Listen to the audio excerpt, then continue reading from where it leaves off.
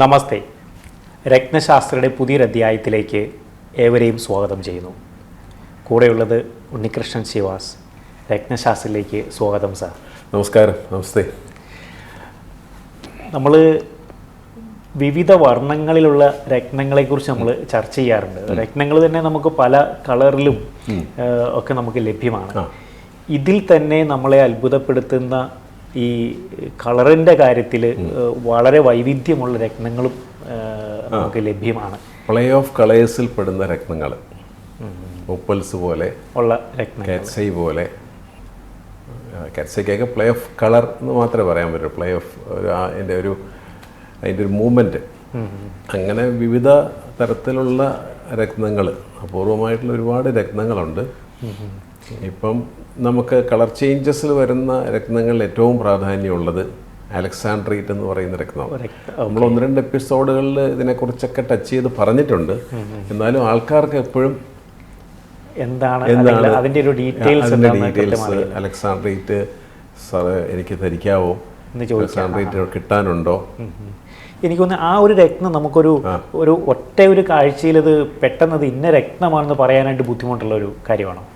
അല്ല, പെട്ടെന്ന് കണ്ടാൽ നമുക്ക് പെരിഡോട്ട് എമറോൾഡ് ആ ഒരു ഫീലാണ്. അത് 1830 അത് അലക്സാണ്ടർ ചക്രവർത്തി, 2ാം അലക്സാണ്ടർ, ആ കാലഘട്ടത്തിലാണ് ഈ മൈൻ കണ്ടുപിടിക്കുന്നത്.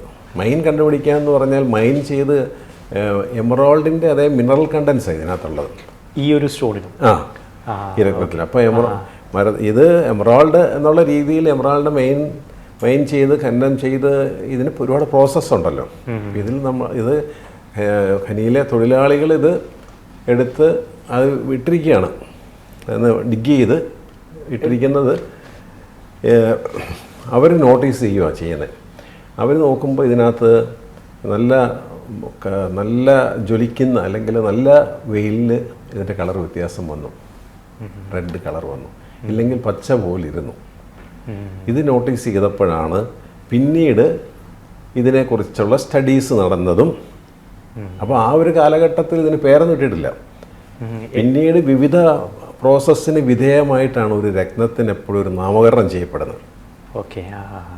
ഒരുപാട് പ്രോസസ്സിംഗ്, ഒരുപാട് ലാബ് ടെസ്റ്റുകളുണ്ട്, ഒരുപാട് മിനറൽ ടെസ്റ്റുകളുണ്ട്. എന്തൊക്കെ മിനറൽസ് ഇതിനകത്ത് വന്നിട്ടുണ്ട്, ഇതിനെന്താണ് ഇതിന് കളർ കൊടുക്കുന്ന ഘടകങ്ങൾ, ഇങ്ങനെയുള്ള 100 തരത്തിലുള്ള ടെസ്റ്റിന് വിധേയമായിട്ട് 1839 9 കൊല്ലത്തിന് ശേഷമാണ് അലക്സാൻഡ്രൈറ്റ് എന്ന് പറഞ്ഞ സ്റ്റോൺ ഇട്ടിരിക്കുന്നത്. റഷ്യയുടെ ഒരു ഫ്ലാഗിൻ്റെ ഒരു ഇതും കൂടെ അതിനകത്ത് വരുന്നുണ്ട്. അപ്പം അത് ലൈറ്റിൽ നമുക്ക് സാധാരണ നോക്കിയാൽ പച്ചക്കല്ലും നല്ല ജ്വലിക്കുന്ന വെട്ടത്തിൽ, നല്ല പകൽ വെളിച്ചത്തിൽ, അല്ലെങ്കിൽ അതുപോലുള്ള ലൈറ്റിങ് കൊണ്ടും ഒക്കെ നമുക്ക് ഇത് കളറിന് ചേഞ്ചസ് വരാം. അപ്പോൾ ഇതിനകത്ത് കൃത്യമായിട്ട് പറഞ്ഞാൽ ഇത് ബുധൻ പച്ച എന്ന് പറയുമ്പോൾ ബുധൻ, എമറാൾഡ് എന്ന് പറഞ്ഞാൽ ബുധൻ, അതേ കാറ്റഗറി ആണല്ലോ ഇത്. റെഡ് വരുമ്പോൾ അത് ഒരു പർപ്പിൾ ആണ്, ഗ്രീൻ ടു പർപ്പിൾ കളർ ആണ് വരുന്നത്. അപ്പോൾ പർപ്പിൾ കളർ ശരിക്കും സൂര്യൻ്റെ റൂബിയായിട്ട് ഒരു ബന്ധമുണ്ട്, ഒരു സാമ്യം. അപ്പോൾ ഞാനിതിനകത്ത് ഈ രത്നം സജസ്റ്റ് ചെയ്യുന്നത്, അപൂർവമായിട്ടാണ് ഞാൻ സജസ്റ്റ് ചെയ്യുന്നത്, ഈ അലക്സാൻഡ്രൈറ്റ്. ഇപ്പോൾ പല നമുക്ക് നല്ലൊരു അലക്സാൻഡ്രൈറ്റ് കൃത്യമായിട്ടുള്ളത് കിട്ടാൻ ബുദ്ധിമുട്ടാണ്. ഒരുപാട് സ്ഥലത്തു നിന്ന് അലക്സാൻഡ്രൈറ്റ് എന്ന് പറഞ്ഞ് വരുന്നുണ്ട്, പക്ഷേ അതിനകത്ത് ആ കളറിനകത്തൊന്നും നമ്മൾ സാറ്റിസ്ഫൈഡ് അല്ല.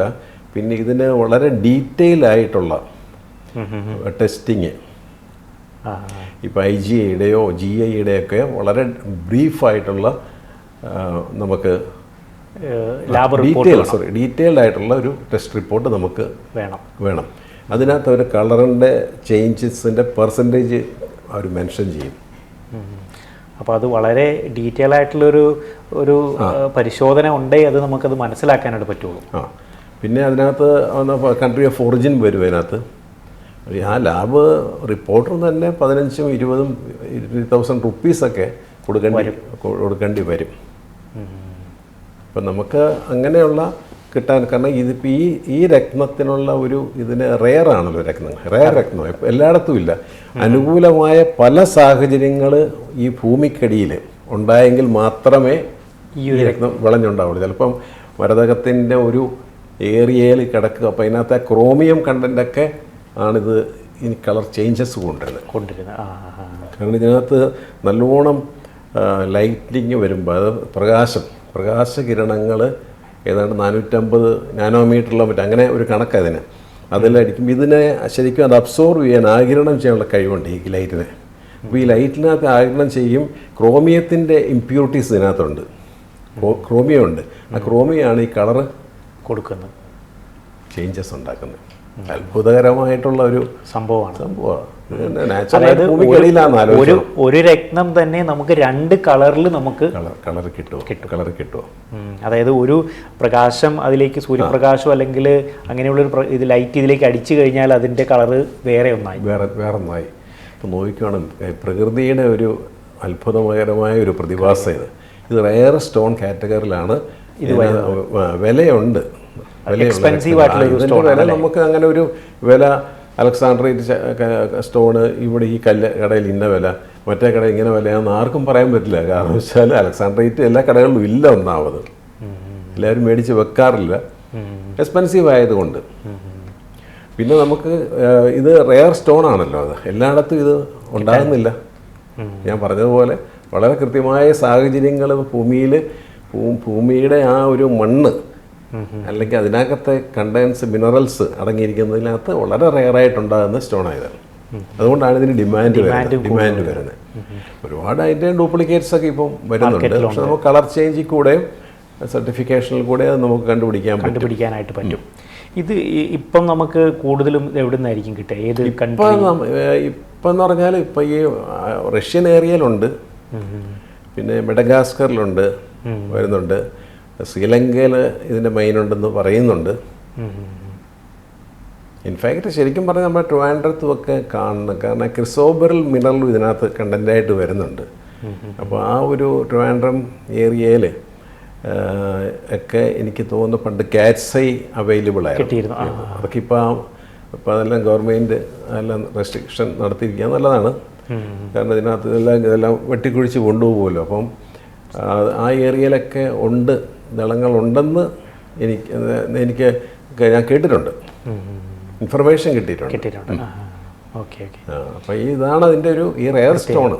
പിന്നെ അത് ചുമ്മാ ഒരു ലക്കി സ്റ്റോണാന്ന് പറഞ്ഞിട്ട് ഇത് സർവത്ര ഭാഗ്യം കൊണ്ടുവരുന്ന ഒരു കല്ലാണെന്ന് പറയപ്പെടുന്നുണ്ട്.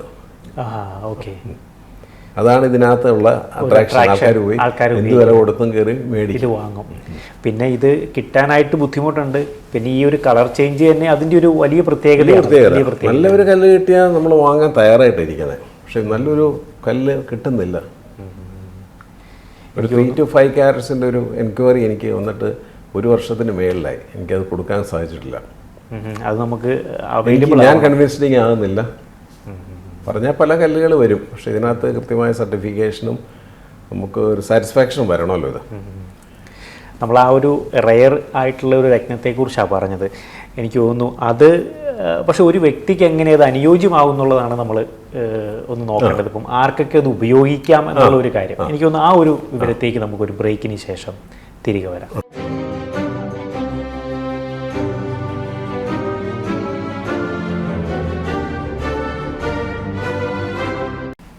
Welcome back to Ratnashastra. റയറായിട്ടുള്ള അലക്സാണ്ട്രൈറ്റ് എന്ന് പറയുന്ന രത്നത്തെക്കുറിച്ചാണ് നമ്മൾ പറഞ്ഞത്. ഇതിപ്പം സാറ് പറഞ്ഞു ആ ഒരു മിനറൽ കണ്ടന്റ് എമറാൾഡായിട്ട് ഏകദേശം സാമ്യമുള്ള ഒരു രീതിയാണ് സാറ് പറഞ്ഞത്. അങ്ങനെയാണെങ്കിൽ ഈ എമറാൾഡ് സൂട്ടബിൾ ആയിട്ടുള്ളൊരു വ്യക്തിക്ക് ഈ രത്നം ഉപയോഗിക്കാമോ? നമുക്ക് അതിൽ ചാർട്ട് ചെക്ക് ചെയ്യേണ്ടി വരും ഫസ്റ്റിലെ തന്നെ. യുണീക്ക് ലൈറ്റിംഗ് പ്രോപ്പർട്ടീസ് ഉള്ള കല്ല ഇത്. ക്രോമിയത്തിൻ്റെ ഇൻഫ്ലുവൻസ് അല്ലെങ്കിൽ ഒരു സാന്നിധ്യവും ഈ ലൈറ്റിംഗ് പ്രോപ്പർട്ടീസ് മറ്റ് കല്ലുകളിൽ കാണാത്ത ആറ്റമിക് സ്ട്രക്ചറിലാണ് ഈ കല്ലുള്ളത്. അതാണ് ഈ കല്ലിൻ്റെ പ്രത്യേകത. അപ്പോൾ ഇത് ചേഞ്ചിങ് ടു റൂബിയാണ് ഓൾമോസ്റ്റ്. മനസ്സിലായില്ലേ? Green colour to purple colour അല്ലെങ്കിൽ റെഡിഷ്നസ് കളറിലേക്ക് പോകുന്നു. അപ്പോൾ അത് നമുക്ക് റെഡ് നമുക്ക് എപ്പോഴും അത് നമുക്ക് ആ സൂര്യനുമായിട്ട് കണക്ട് ചെയ്യാൻ പറ്റത്തുള്ളൂ. അപ്പോൾ ബുധൻ, സൂര്യൻ ഇത് കുറച്ച് പോസിറ്റീവായിട്ടും സപ്പോർട്ടിംഗ് ആയിട്ടും ഒക്കെ നിൽക്കുന്ന ആ ചാർട്ടുകളിൽ ആണ് നമുക്ക് അവിടെ ചാർട്ട് അതിനകത്ത് കൃത്യമായിട്ട് ഇപ്പോൾ നമ്മളിപ്പം എമറാൾഡ് സൂട്ടബിളായിട്ടുള്ള ഒരാൾക്ക് ഇത് കൊടുക്കാമെന്ന് ചോദിച്ചാൽ കൊടുക്കാമെന്ന് പറഞ്ഞാൽ എമറാൾഡ് ഇട്ടിരിക്കുന്ന ആൾക്കാർ അത് പോയി ധരിക്കും. പക്ഷെ അവർക്ക് ചിലപ്പം സൂര്യൻ നീചസ്ഥിതിയും ഒക്കെ ആണെങ്കിൽ ആ കല്ല് അത്രത്തോളം ഗുണകരമാകില്ല. അതായത് ഞാൻ ഒരുപാട് ഡീൽ ചെയ്യാത്തൊരു സ്റ്റോണായത്. പിന്നെ ഞാനിവിടെ ഈ UAE വന്നതിന് ശേഷം പലരും ഇത് മാച്ചിങ് അല്ല എന്ന് പറഞ്ഞിലേക്ക് കൊണ്ടുവന്നിട്ടുണ്ട്. മാച്ച് ചെയ്യുന്നവരുണ്ട്, ധാരാളം പേര് ഇട്ടിരിക്കുന്നത് കണ്ടിട്ടുണ്ട്. ഈ മാച്ച് ചെയ്യാന്നില്ല എന്ന് പറഞ്ഞവരുടെ എല്ലാം ചാർട്ട് നോക്കിയാൽ ഐദർ ബുധൻ അല്ലെങ്കിൽ സൂര്യൻ ഒരു നെഗറ്റീവ് ആയിട്ടുള്ള ഒരു പൊസിഷനിലാണ്. അപ്പം അങ്ങനെയുള്ളവർക്ക് ഇത് ഒരിക്കലും നമ്മൾ അഡ്വൈസബിൾ അല്ല. ഞാനിപ്പോൾ ഒരു 3 ക്യാരറ്റിൻ്റെ കല്ലൊരാൾക്ക് എനിക്ക് പറയാൻ ആൾക്ക് ബുധനും സൂര്യനും നല്ല പൊസിഷനിൽ നിൽക്കുന്ന ഒരാളാണ്. അപ്പോൾ അങ്ങനെയുള്ളവർക്ക് ഈ ഒരു രത്നം അനുയോജ്യമാണ്. പിന്നെ നന്നായിട്ട് വരും. അപ്പോൾ അവിടെയും നമുക്ക് വേണ്ടത് ഓരോ വ്യക്തികളുടെയും ആ ഒരു ചാർട്ട്, അതിൻ്റെ വിശദമായിട്ടുള്ള ഒരു പഠനം, അതിനുശേഷം നമ്മൾ ഈ രത്നധാരണത്തിലേക്ക് പോകും. ഇതിൻ്റെ കളേഴ്സ്, ഈ രത്നങ്ങളുടെ കളേഴ്സിന് വളരെ പ്രാധാന്യമുണ്ട്. രത്നങ്ങളുടെ കളറുകൾ ആണ് ഇതിനകത്ത് വൺ ഓഫ് ദി അതിൻ്റെ ഒരു മേജറായിട്ടുള്ള ഒരു ഘടകം അതാണ്. പല ഗ്രൂപ്പുകളിൽപ്പെട്ട കല്ലുകളും ഉണ്ടെങ്കിലും പല കളറുകളുള്ള കല്ലുകളുമുണ്ട് അതിനകത്ത്. ആ ഗ്രൂപ്പിൽ തന്നെ പല കളറുണ്ടെങ്കിലും ചില കളറ് ഒരാൾക്ക് മാച്ച് ചെയ്യും, ഒരാൾക്ക് മാച്ച് ചെയ്യത്തില്ല. അപ്പോൾ കളേഴ്സ് വളരെ ഇമ്പോർട്ടൻ്റാണ്. കളറിൽ കൂടെയാണ് അത് ശരിക്കും പ്രകൃതിയുടെ ഒരു ഇത് തന്നെയാണല്ലോ, ഒരു പ്രത്യേകത തന്നെയാണ് അത്. അപ്പോൾ കളറും ഇതിനകത്ത് വളരെ ഇമ്പോർട്ടൻ്റ് ആണ് ഈ രത്നം നിർണ്ണയിക്കുന്നതിനകത്ത്. ഓക്കെ, എനിക്ക് തോന്നുന്നു നമ്മൾ മുമ്പുള്ള എപ്പിസോഡുകളിലൊക്കെ ചർച്ച ചെയ്ത് വന്നിരുന്ന കാര്യങ്ങൾ ലഗ്നത്തെക്കുറിച്ച്, ലഗ്നത്തിൻ്റെ പ്രാധാന്യത്തെക്കുറിച്ചൊക്കെ നമ്മൾ പറഞ്ഞു വന്നിരുന്നു. എനിക്ക് തോന്നുന്നു അവസാനമായിട്ട് നമ്മൾ ചർച്ച ചെയ്തൊരു കാര്യം ലിയോ സൈൻ, ചിങ്ങ ലഗ്നത്തെക്കുറിച്ചാണ് നമ്മൾ പറഞ്ഞത്. ഒരു വ്യക്തിക്ക് ആളുടെ ഒരു പേരും പ്രശസ്തിയും അല്ലെങ്കിൽ ഒരു എക്സ്പോഷറും ഒരു ലീഡർഷിപ്പ് ക്വാളിറ്റിയൊക്കെ കൊടുക്കുന്ന ആ ഒരു ഗ്രഹം സൂര്യൻ, ആ സൂര്യൻ്റെ രത്നമായ റൂബി, ആ ഒരു കാര്യങ്ങളാണ് നമ്മൾ ചർച്ച ചെയ്തിട്ടുള്ളത്. എനിക്ക് തോന്നുന്നു ഈ കാര്യങ്ങൾ നമ്മൾ 2-3 എപ്പിസോഡുകളിൽ ഉൾപ്പെടുത്തി. പക്ഷേ എന്നിരുന്നാൽ പോലും ഇനിയും എനിക്ക് തോന്നുന്നു ധാരാളം എപ്പിസോഡുകളിൽ ഉണ്ട്. അപ്പോൾ ഞാൻ ഈ കളറിനെ കുറിച്ച് ഇപ്പോൾ നമ്മൾ മുമ്പ് സംസാരിച്ചപ്പോഴേ ഒരു കാര്യം ഓർമ്മയെ വന്നത് ഞാനൊന്ന് പറയാം. എന്നിട്ട് നമുക്ക് ലിയോ സൈനിലേക്ക് വരും. ഇപ്പോൾ ഈ കളേഴ്സിൻ്റെ സ്വാധീനം എന്ന് പറഞ്ഞാൽ ഇപ്പം നമുക്ക് ഒരു ചാർട്ടിൽ സൂര്യൻ വളരെ നീചസ്ഥിതി, തുലാമാസത്തിൽ ജനിച്ച ഒരാൾ, സൂര്യൻ അയാളുടെ ഡിഗ്രി കൊണ്ട് സൂര്യൻ നീചത്തെ ഡെബിലിറ്റേഷൻ സംഭവിച്ചിട്ടുണ്ട് എന്ന് വിചാരിക്കുക. സെയിം വ്യക്തി തന്നെ ചന്ദ്രൻ വൃശ്ചികത്തിൽ നീചപ്പെട്ട് നിൽക്കുന്നു, നല്ല നീചത്തിൽ നിൽക്കുന്നു. അപ്പോൾ സൂര്യചന്ദ്രന്മാർ നീചപ്പെട്ടു. അപ്പോൾ ആ വ്യക്തിയെ സംബന്ധിച്ചിടത്തോളം ജീവിതത്തിലേക്ക് വെട്ടവും വെളിച്ചവും തരുന്ന, ബ്രൈറ്റ്നസ് തരുന്ന 2 ഗ്രഹങ്ങളാണല്ലോ ഇവർ ആ ചാർട്ടിൽ അനുകൂലമല്ലാതെ നിൽക്കുന്നു. അപ്പോൾ അവരുടെ ജീവിതത്തിലും ഒരു വെട്ടവും വെളിച്ചവും വീണിട്ടില്ല എന്ന് നമുക്ക് അനുമാനിക്കണം. മനസ്സിലായി. ഇനിയിപ്പോൾ ഇതിൻ്റെ കൂടെ തന്നെ ഇതേ സെയിം ചാർട്ടിൽ നമുക്ക് ശനി മേടത്തിൽ നിൽക്കുന്നു, ശനിയും നീചപ്പെട്ടു പോയി, ഡെബിലിറ്റേഷൻ സംഭവിച്ചിരിക്കുക. അപ്പോൾ ഇതെല്ലാം ശനി നമുക്ക് ആ ബ്ലാക്ക് കളറിനെ ഇൻഡിക്കേറ്റ് ചെയ്യുന്നു. പിന്നെ സൂര്യനും ചന്ദ്രനും ജീവിതത്തിൽ വെളിച്ചവും ഹെൽത്തും എല്ലാം തരേണ്ട ഗ്രഹങ്ങളാണ്. എല്ലാ ഗ്രഹങ്ങൾക്കും നമ്മളുടെ ഹെൽത്തുമായിട്ട് ബന്ധമുണ്ട്. അതുകൊണ്ടാണ് ഈ 12 ഹൗസസിലും ലഗ്നം വരുന്നതൊക്കെ നമുക്ക് ലഗ്നാധിപൻ റോങ് സൈഡിൽ പോയാൽ ഹെൽത്ത് ഇഷ്യൂ എന്നൊക്കെ നമ്മൾ പറയുന്നില്ലേ. അപ്പോൾ എല്ലാ ലഗ്നത്തിനും ആ അധിപൻ അതിന് നമ്മുടെ ആരോഗ്യമായിട്ട് ബന്ധമുണ്ട്. അപ്പോൾ ഈ ഒരു പർട്ടിക്കുലർ വ്യക്തി സൂര്യനും ചന്ദ്രനും ഡെബിലിറ്റേഷൻ, സാറ്റേൺ ഡെബിലിറ്റേഷൻ അല്ലെന്ന് തന്നെ വിചാരിച്ചു. എന്നാൽ സൂര്യചന്ദ്രന്മാർ വളരെ ഇമ്പോർട്ടൻ്റാണ്. ഇയാൾക്ക് ലൈറ്റാണ് കിട്ടാത്തപ്പോൾ, പ്രകാശം കിട്ടുന്നില്ല, ഹെൽത്തിന് പ്രശ്നമുണ്ട്. ഇയാൾ ഡെയിലി ബ്ലാക്ക് ഷർട്ടുകളാണ് ഉപയോഗിക്കുന്നതെങ്കിൽ എങ്ങനെ ഇരിക്കും? ആ ബ്ലാക്ക് നമ്മൾ റൂമേ ഡാർക്ക്, അതിനകത്ത് ലൈറ്റ് ഇല്ല, ബ്ലാക്ക് കളറും നമ്മൾ പെയിൻറ്റ് ചെയ്യുക, അല്ലെ ഡാർക്കായിട്ടുള്ള ബ്ലൂ കളർ അടിച്ചിടുക. വെട്ടം കിട്ടുമോ റൂമിൽ? ഇല്ലല്ലോ. ഒന്നുകൂടെ ഡാർക്ക് ആകുക. അപ്പോൾ ഇങ്ങനെയുള്ള ആൾക്കാരോട് ഞാൻ പറയാറുണ്ട്, നിങ്ങൾ ദയവ് ചെയ്ത് ഡാർക്ക് കളേഴ്സ് ആയിരിക്കുന്ന ഈ ബ്ലാക്കും ബ്ലൂവും ഒക്കെ ഒന്ന് മാറ്റി കൂടുതൽ വൈറ്റ് കളേഴ്സ്, ലൈറ്റ് കളേഴ്സ് നമ്മൾ യൂസ് ചെയ്യുമ്പം നിങ്ങൾക്ക് ആ വഴിക്ക് കുറച്ച് ഒരു ബ്രൈറ്റ്നസ് ഫീൽ ചെയ്യും. നല്ല ബ്രൈറ്റ് ആയിട്ടുള്ള ഷർട്ടുകൾ യൂസ് ചെയ്യുക. അപ്പോൾ അത് കളർഫുൾ ആയാലും കുഴപ്പമില്ല. പക്ഷെ വൈറ്റ് ബേസ് ഉള്ള ഷർട്ടുകൾ ഇങ്ങനെയുള്ള ഷർട്ടുകാർ ഉപയോഗിക്കുമ്പോൾ വളരെ വ്യത്യാസം ഉണ്ടാവും, അവർക്ക് ചേഞ്ചസ് ഉണ്ടാവും. നല്ല വീണ്ടും വീണ്ടും നമ്മൾ ബ്ലാക്ക് ഇട്ട് കവർ ചെയ്യുക. ഒന്നാമത് നമുക്ക് ലൈറ്റ് ഇല്ല, പിന്നെ നമ്മൾ ബ്ലാക്കെ പൊതിഞ്ഞാണ് നമ്മൾ നിൽക്കുന്നത്. പ്രകാശത്തിന്റെ ഒരു കുറവ് അവിടെ തന്നെ ഉണ്ട്. അതിന്റെ കൂടെ നമ്മൾ ഉപയോഗിക്കുന്ന ഈ ഒരു രീതിയിലൂടെ കളറിന്റെ കാര്യം പെട്ടെന്ന് ഞാൻ ഓർത്ത ഒരു കാര്യം പറയുന്നതുള്ളൂ. ഇനി ലിയോ സൈനിലേക്ക് വന്നാൽ ഏറ്റവും അഗ്രസീവായിട്ടുള്ള ഒരു egoistic, aggressive, leadership, exposure, father, ഒരു ഫാദർലി ഫിഗർ ഒക്കെ കൊണ്ടുവരുന്നതും, അല്ലെങ്കിൽ ഫാദർ ആയിട്ടുള്ള ഒരു ബന്ധം ഉള്ള, ബോണ്ടിങ് ഉള്ള ഒരു ലഗ്നം ഒക്കെയാണ് ലിയോ. ജനറലാണ്. അപ്പോൾ അത് പല ചാർട്ടിലും പലതരത്തിലായിരിക്കാം വരുന്നത്. ഇവൻ തന്നെ ചിങ്ങലഗ്നമാണെന്ന് പറഞ്ഞാൽ, ഇപ്പോൾ നമുക്ക് ചിങ്ങലഗ്നം, നമുക്ക് വ്യാഴവും ചൊവ്വയൊക്കെ വളരെ ഫേവറബിൾ ആയിട്ടുള്ള ഒരു ഗ്രഹങ്ങളാണെന്ന് നമ്മൾ പറഞ്ഞിരുന്നു. എന്നാലും ചിങ്ങലഗ്നത്തിൽ തന്നെ വ്യാഴം 6th ഹൗസിൽ നീച്ചപ്പെട്ട് നിന്ന ആ വ്യാഴത്തിൻ്റെ ഗുണം പോയി. ചിങ്ങലഗ്നം എന്ന് പറഞ്ഞിട്ട് കാര്യമില്ല. എനിക്ക് തോന്നുന്നു ആ ഒരു വിവരങ്ങളിലേക്ക് നമുക്കൊരു ബ്രേക്കിന് ശേഷം തിരികെ വരാം.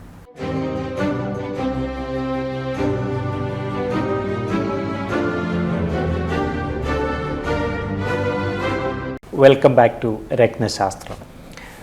നമ്മൾ പറഞ്ഞു വന്നിരുന്നത് ആ ഒരു ലിയോ സൈനെ കുറിച്ച്, അതിൻ്റെ ഒരു പ്രത്യേകതകളെ കുറിച്ചാണ് പറഞ്ഞു. ഇപ്പം ആ ഒരു ചൊവ്വയോ വ്യാഴോ ഒക്കെ ഈ ഇതിൽ വരുമ്പോൾ ഉള്ള ഒരു പ്രത്യേകത, ആളുടെ ഒരു കരിയറിനെയൊക്കെ അത് എങ്ങനെ ബാധിക്കുന്നു എന്നുള്ള ഒരു കാര്യമൊക്കെ ഉണ്ടായിരുന്നു.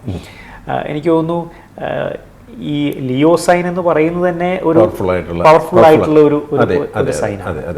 അതിന്റെ കൂടെ ഫ്രണ്ട്ലി ആയിട്ട് പോകുന്ന ഈ ചൊവ്വയും വ്യാഴവും ആൾക്ക് സപ്പോർട്ടും കൂടെ ആണെങ്കിൽ, ചിങ്ങലഗ്നം എന്ന് വിചാരിക്കുക. ചിങ്ങലഗ്നം സൂര്യൻ നല്ല പൊസിഷനിൽ നിൽക്കുന്നു, ചൊവ്വ അതിനകത്തുണ്ടെങ്കിൽ വളരെ പവർഫുൾ ആയിട്ടുള്ള ഒരു ജോലി വരും. അത് പിന്നെ ഈ ഗ്രഹങ്ങൾക്ക് ആ വ്യക്തിയിലുള്ള സ്വാധീനം കൂടി ഇതിനകത്ത് കണക്കിലെടുക്കും. മറ്റ് ഗ്രഹങ്ങൾ സപ്പോർട്ടീവ് ആണോ, മൂൺ സപ്പോർട്ടീവ് ആണോ, ഇതെല്ലാം കൂടെ കണക്കിലെടുക്കണം. ഇത് ഇപ്പം നമ്മൾ ജനറലായിട്ട് സംസാരിക്കും, അതാണ്. അപ്പം നമുക്ക് ഇതിൻ്റെ കരിയറുമായിട്ട് ബന്ധപ്പെട്ടപ്പം നമ്മൾ ബന്ധപ്പെട്ടൊരു ചാർട്ട് ഞാൻ പറഞ്ഞുതരാം. ആ ചാർട്ടിനകത്ത് പറയുമ്പോൾ കുറച്ചും കൂടി ഡീറ്റെയിൽ. ഇത് ചിങ്ങലഗ്നമാണ്. ലഗ്നത്തിൽ ലഗ്നാധിപൻ സൂര്യൻ തന്നെ 11 എന്ന് പറയുന്ന നല്ലൊരു പൊസിഷനിലാണ്. 11th 11 എന്ന് പറയുന്ന ഒരു പ്രോഫിറ്റബിൾ പൊസിഷനാണ്. മനസ്സിലായോ? 11ാം ഭാഗം ലാഭം. അപ്പം പിതാവിൽ നിന്ന് കൂടുതൽ ലാഭം എന്ന് പറയാൻ പൈസ മാത്രമല്ല, പിതാവുമായിട്ടുള്ളൊരു ബന്ധം. പിതാവായിരിക്കും അദ്ദേഹത്തിന് എപ്പോഴും ഒരു സപ്പോർട്ടീവായിട്ട് നിൽക്കുന്നത്. അങ്ങനെയുള്ള ഗുണങ്ങളും കൂടെ ഉണ്ട്. ലാഭം എന്ന് പറഞ്ഞാൽ നമ്മൾ പൈസയുടെ കണക്കും നഷ്ടം മാത്രമല്ല ലൈഫിലെന്ന് പറയുമ്പം, അല്ലേ? എല്ലാ രീതിയിലും ഒരു സപ്പോർട്ട് ഉണ്ട്. പിന്നെ ചൊവ്വയും പുള്ളിക്ക് വളരെ ഫേവറബിളായിട്ട് നിൽക്കുന്നത്. ഈ ചൊവ്വ 9th പൊസിഷൻ ഹോൾഡ് ചെയ്യുന്ന ആളാണ്. അപ്പോൾ ഇത് ചൊവ്വ ലൈറ്റ്നിങ് പ്ലാനറ്റാണ്, പടനായകനാണ്, പിന്നെ ഒരു ഫയർ എനർജിയാണ്, അല്ലേ? അതെ. സൂര്യനും അതുപോലെ തന്നെ ഒരു ലൈറ്റ്നിങ് പ്ലാനറ്റാണ്. അപ്പോൾ ഇത് രണ്ടും കൂടെ വന്നപ്പോൾ ഇദ്ദേഹത്തിൻ്റെ ജോലി, പുള്ളി ഒരു ഫയർമാനാണ്. ആള് ഫയർമാനാണ്. ഈ വ്യക്തിയുടെ പേരൊന്നും പറയുന്നില്ല, ഇയറൊന്നും പറയുന്നില്ല. പക്ഷേ ഈ വ്യക്തി, സാറേ എൻ്റെ ഈ ചാർട്ടൊന്ന് പറയണമെന്ന് പറഞ്ഞ് തന്നെ, കാരണം ഇയാളോട് ഞാൻ വർഷങ്ങൾക്ക് മുന്നേ തന്നെ പറഞ്ഞു, നിങ്ങൾ ഈ ഒരു എന്തെങ്കിലും പൊസിഷണൽ ഗവൺമെൻറ് റിലേറ്റഡും ഫയറും ഒക്കെ ആയിട്ട് ബന്ധപ്പെട്ടിട്ടായിരിക്കണം നിങ്ങളുടെ കരിയർ വരാൻ പോകുന്നു പറഞ്ഞത്. വന്ന് അത് അങ്ങനെ തന്നെ വന്ന് അത് പുള്ളി ഫയർമാനായിട്ട് മാറി. ഓക്കെ. അപ്പം ഇതിലും വലിയൊരു പൊസിഷനിലേക്ക് പുള്ളി പോയേനെ. പക്ഷേ എന്താ വെച്ചാൽ ഈ മാഴ്സ് സാറ്റൻ കൺജക്ഷൻ വന്നു ഈ ചാർട്ടിൽ. ഈ മേടത്തിൽ ശനി വന്നു. മേടത്തിലെ ശനി നീചാവസ്ഥ വന്നു. എന്നിട്ടത് നേരെ ചൊവ്വയായിട്ട് ബന്ധപ്പെട്ട് നോക്കിക്കൊണ്ടായിരിക്കുന്നത്. ചൊവ്വ ശനി പരസ്പര ദൃഷ്ടിയാണ്. അപ്പോൾ അത് വന്നപ്പോഴാണ് കുറച്ച് അത്. പക്ഷെ അതൊരു ഫയറിൻ്റെ ഒരു അഗ്നിമാരുതി എന്നാണല്ലോ പറയുന്നത് യോഗത്തിന്. അപ്പോൾ ഇദ്ദേഹം എന്തായാലും അതിലേക്ക് വന്ന് പെട്ടു. പുള്ളി ഹാപ്പിയാണ്. പുള്ളിക്ക് വളരെ സന്തോഷവാനാണ്. പുള്ളി ഉദ്ദേശിച്ച പോലൊക്കെ തന്നെയാണ് കാര്യങ്ങൾ വന്നിരിക്കുന്നത്. അപ്പം നമുക്ക് എപ്പോഴും ഇതിനകത്ത് സപ്പോർട്ടീവ് പ്ലാനറ്റ് എന്ന് പറയുന്നത് സൂര്യനും ഒന്ന് ചൊവ്വയാണ്. അപ്പോൾ പുള്ളിക്ക് ഞാൻ കൊടുത്തിരിക്കുന്ന കല്ലും സൂര്യൻ്റെ റൂബിയും ചൊവ്വയുടെ റെഡ് കോറലും കൊടുത്തിരിക്കുന്നത്. അപ്പോൾ ആ ചുവപ്പ് കല്ലുകൾ ചുവപ്പ് എനർജി വരുമ്പോൾ തന്നെ പുള്ളി കുറച്ചുകൂടെ ഇതാവും. ഈ നെഗറ്റീവായിരിക്കുന്ന ശനിയെ ഒക്കെ കോമ്പൻസേറ്റ് ചെയ്യും. നെഗറ്റീവായിരിക്കുന്ന ശനിക്ക് പരിഹാരമല്ലത്, എന്നാൽ അതിന് മേളിൽ നിൽക്കും ചൊവ്വയും സൂര്യനും. മനസ്സിലായില്ലേ? അതായത് ആളെ സപ്പോർട്ട് ചെയ്യുന്ന ആ ഒരു പ്ലാനറ്റ്സിന്റെ രത്നങ്ങൾ തന്നെ രത്നം തന്നെ കൊടുത്ത് പുള്ളിയുടെ കരിയറുമായിട്ട് അതിന് ബന്ധമുണ്ട്. ലൈഫ് ടൈം പുള്ളിക്ക് യൂസ് ചെയ്യാം. ചൊവ്വയുടെ കല്ലല്ലേ, കോറൽ, പവിഴം, അതുപോലെ തന്നെ റൂബി. അപ്പോൾ ഇതിനകത്തുള്ള പ്രത്യേകത എന്ന് വെച്ചാൽ ഈ ചൊവ്വയുടെ കല്ലിന് ചില പ്രത്യേകതകളുണ്ട്. അത് നമ്മൾ മനസ്സിലാക്കിയിരിക്കേണ്ടതും ദൈനംദിനമായിട്ട് വരുന്നൊരു നിരന്തരം ചോദിക്കുന്ന ഒരു ചോദ്യമായത്. ഒന്നാമത് ചൊവ്വയുടെ കല്ല് തേയ്മാനം സംഭവിക്കുന്ന ഒരു കല്ലാണ്. ചൊവ്വയുടെ രത്നത്തിന് മുഴുവൻ കാൽഷ്യം സിലിക്കേറ്റ്, അതിനകത്ത് മിനറൽസ് ഒന്നുമില്ല. അതിനകത്ത് സ്ട്രോങ് ആയിട്ടൊരു ആറ്റമിക് സ്ട്രക്ചർ ആ കല്ലിന്, ആ രത്നത്തിനില്ല. രത്നം എന്ന് പറയാൻ പറ്റില്ല, അതൊരു പവിഴം, മുത്തും പവിഴന്നേ പറയാൻ പറ്റുള്ളൂ. കടലിൽ നിന്ന് കിട്ടുന്ന. അപ്പോൾ അതിനകത്തുള്ള പ്രോബ്ലം എന്ന് വെച്ചാൽ അത് നല്ല കോറൽസ് ഉപയോഗിക്കുമ്പോൾ അതിന് തേയ്മാനം ഉണ്ടാവും. അത് അലുത്തലുത്ത് കുറഞ്ഞു പോരും. അപ്പോൾ ചോദിക്കുന്ന ചോദ്യം ഇതാണ്, സാർ ഇത് എപ്പോൾ ഇതിനിങ്ങനെയൊക്കെ ഉണ്ടെന്ന് പറഞ്ഞ് കേട്ടിട്ടുണ്ട്, സാറ് പറയാറുണ്ട്. അപ്പോൾ ഇതിപ്പോൾ ഞാനിടുമ്പോൾ എന്നുപോലെ തെയ്യുമെന്ന് ചോദിക്കും എന്നോട്. എന്നുപോലായിരിക്കും ഞാൻ എത്ര വർഷം കഴിയുമ്പോൾ എൻ്റെ ഇത് തേഞ്ഞു പോകും. അപ്പോൾ അങ്ങനെ ആരോടും പറയാൻ പറ്റില്ല. കാരണം വെച്ചാൽ ഒരാൾ ധരിക്കുന്നു, ഇത് ഷോറൂമിലിരിക്കുമ്പോൾ തേയുന്നില്ല. ഈ കല്ലുകൾ ഷോറൂമിലിരിക്കുമ്പോൾ ഒരു കാരണവശാലും തേഞ്ഞു പോകുന്നില്ല. ഇതൊരു നമ്മൾ മോതിരമായിട്ടോ ലോക്കറ്റായിട്ടോ മേടിച്ച ഒരാൾ ധരിക്കുമ്പോഴാണ് ഇതിന് തേയ്മാനം. എന്തുകൊണ്ട്? ആ ബോഡിയിലെ ഉപ്പ് രസം, വിയർപ്പ്, ഇതെല്ലാം കൊണ്ടാണ് ഇത് കല്ല് കുറേശ്ശെ തേയ്മാനം വരുന്നത്. അത് ഓരോരുത്തരുടെയും ബോഡിയിൽ ഇപ്പോൾ എൻ്റെ വിയർപ്പ്, എൻ്റെ ഉപ്പുരസം അല്ല ഉല്ലാസനുള്ളത്. എൻ്റെ ബോഡിയും വേർക്കുന്ന ഒരു ശരീരവും ഞാനെപ്പോഴും പുറത്തു നിന്ന് വർക്ക് ചെയ്യുകയൊക്കെ ചെയ്യുന്ന ആളാണെങ്കിൽ പെട്ടെന്ന് തേയ്മാനം സംഭവിക്കും. ഉല്ലാസ എ സിയിലിരിക്കുന്ന ആളാണ്, പൊതുവെ വേർപ്പില്ലാത്ത ആളാണ്, അത് തേയ്മാനം വളരെ കുറവായിരിക്കും. അപ്പോൾ കോറൽസിൻ്റെ നേച്ചർ തെയ്യുക എന്നുള്ളതിൻ്റെ ഒരു നേച്ചറാണ്. നല്ല കോറൽസ് പൗഡർ മിക്സ് ആയിട്ടുള്ളതോ മറ്റുള്ള അതിനെക്കുറിച്ചല്ല പറയുന്നത്. മാർക്കറ്റിൽ അങ്ങനത്തെ ഒരുപാട് കോറൽസ് വളരെ ഡാം ചീപ്പായിട്ട് കിട്ടും കോറൽസിന്. ഈ കോറൽ നമ്മൾ എപ്പോഴും കൊടുക്കുമ്പോൾ ഈ ഒരു പ്രശ്നം ഫേസ് ചെയ്യുന്നുണ്ട്. കോറലിന് സാറേ കോറലിന് ഭയങ്കര വിലയുണ്ടല്ലോ. നല്ല കോറൽസ് നിങ്ങൾക്ക് നല്ല കല്ല് ധരിക്കണമെങ്കിൽ വന്നാൽ മതി. ആ കല്ല് ധരിക്കുമ്പോൾ അതിനെ നമുക്കൊരു ഡ്യൂപ്ലിക്കേറ്റോ കളർ കയറ്റിയോ രക്തം കൊടുക്കേണ്ട കാര്യം ഇല്ല. കാരണം ഇത് ധരിക്കുന്ന ആൾക്കും അതിൻ്റെ ഒരു റിസൾട്ട് ഉണ്ടാകണം. അപ്പോൾ ഈ തേയ്മാനം സംഭവിക്കുന്നത് ഒരാളുടെ ഒരു കോറലിന് 2 ആഴ്ച മുതൽ തേയ്മാനം സംഭവിക്കും. ഇങ്ങനെ നമുക്ക് ഒരിക്കലും പറയാൻ പറ്റില്ല. അത് ഓരോ വ്യക്തികളെ ഡിപ്പെൻഡ് ചെയ്തിരിക്കും. ചിലർക്ക് വളരെ സ്ലോയിലാണ് തെയ്യുന്നത്, ചിലർക്ക് ഫാസ്റ്റായിട്ട് തെയ്യും. അത് അവരുടെ ഉപയോഗ രീതികൾ അല്ലെങ്കിൽ അവരുടെ body nature, body heat, body temperature, ഇത് വളരെ ഇൻഫ്ലുവൻഷ്യലാണ് ആ ഒരു കാര്യത്തിനകത്ത്. എനിക്ക് തോന്നുന്നു ഇന്ന് നമ്മൾ വളരെ റെയറായിട്ടുള്ള ഒരു രത്നത്തെ പ്രേക്ഷകർക്ക് പരിചയപ്പെടുത്തി. അതുപോലെ തന്നെ നമ്മൾ ഈ ലിയോ സൈനെ കുറിച്ച് പറഞ്ഞു. ഈ കോറലിൻ്റെ ഒരു പ്രത്യേകതകളെക്കുറിച്ച് നമ്മൾ പ്രേക്ഷകരോട് പങ്കുവയ്ക്കുകയുണ്ടായി. എനിക്ക് തോന്നുന്നു ഇന്നത്തെ എപ്പിസോഡിലും ധാരാളം വിവരങ്ങളുണ്ടായിരുന്നു. നമുക്ക് കൂടുതൽ വിശേഷങ്ങളും വിവരങ്ങളുമായിട്ട് അടുത്തൊരു എപ്പിസോഡിൽ തീർച്ചയായിട്ടും. നമസ്കാരം.